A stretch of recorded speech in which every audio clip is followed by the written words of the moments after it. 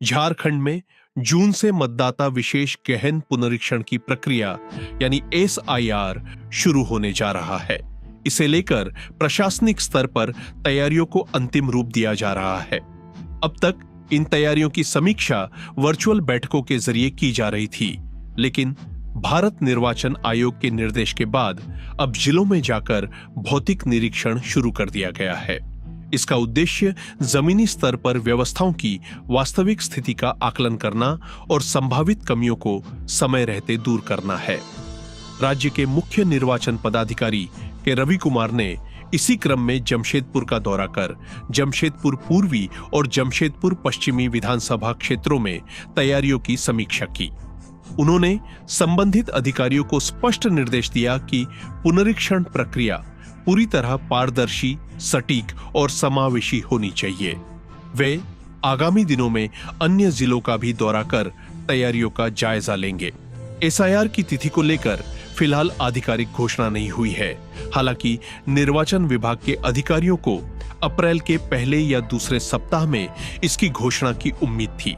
अब तक तिथि घोषित नहीं होने के कारण प्रशासनिक स्तर पर थोड़ी अनिश्चितता बनी हुई है। अधिकारियों का मानना है कि भारत निर्वाचन आयोग कभी भी इसकी घोषणा कर सकता है। बंगाल और असम विधानसभा चुनाव के परिणाम 4 मई को घोषित होने हैं।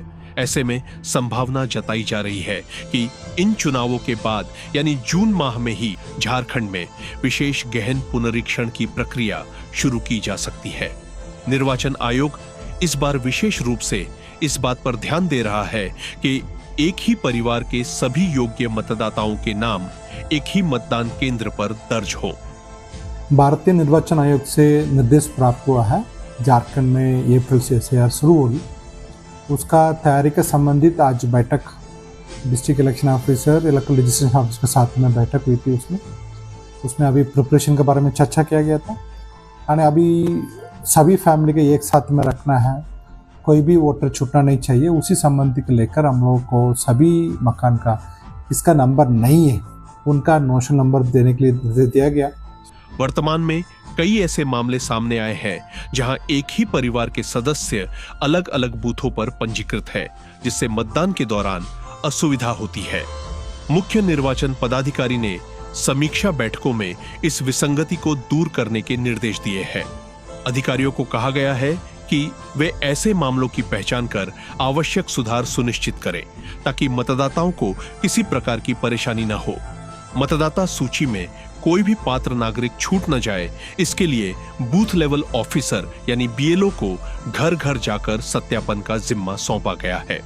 इस दौरान BLO द्वारा प्रत्येक घर पर अपनी जानकारी वाला स्टिकर भी चिपकाया जा रहा है, जिससे संबंधित बूथ की पहचान और संपर्क आसान हो सके।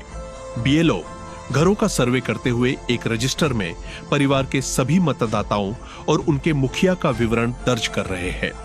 जिन घरों के पास पहले से कोई आधिकारिक मकान संख्या नहीं है, उन्हें भी एक अस्थायी यानी नोशनल नंबर दिया जा रहा है ताकि डेटा का व्यवस्थित संकलन हो सके।